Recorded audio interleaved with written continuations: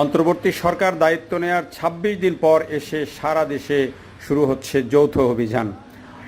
সেনাবাহিনী, police, RAB সহ বিভিন্ন বাহিনীর সদস্যরা যৌথভাবে এই অভিযান পরিচালনা করবেন এবং এই অভিযানে অবৈধ অস্ত্র ও মাদক উদ্ধার করা হবে।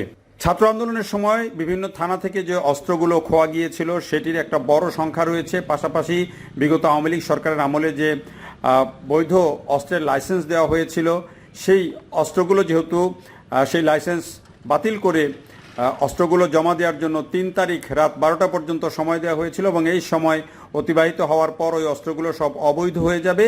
সেই অস্ত্র যেহেতু জমা দেয়নি যারা, সেই অস্ত্রগুলো কিন্তু এখন উদ্ধার করা হবে এবং এর জন্য যৌথ বাহিনীর অভিযান পরিচালিত হবে। এর বাইরে বিভিন্ন সময়ে যেই বিভিন্ন অস্ত্র এই আন্দোলনকে কেন্দ্র করে খোয়া গেছে, যেমন গণভবন থেকে অত্যাধুনিক কিছু অস্ত্র খোয়া গেছে, যে রিপোর্ট গণমাধ্যমে হয়েছে সেগুলো উদ্ধারের বিষয় আছে।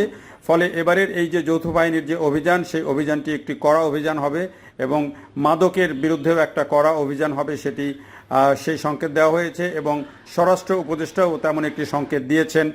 এবং এর মধ্যেই দেখা গেছে যে বিভিন্ন জায়গায় বিভিন্ন অস্ত্র উদ্ধার হয়েছে, একটা বড় সংখ্যায় অস্ত্র উদ্ধার হয়েছে, কিন্তু এখনও পরিমাণে যে থানা থেকে খোয়া যাওয়া অস্ত্র তার বেশিরভাগটাই কিন্তু উদ্ধার হয়নি।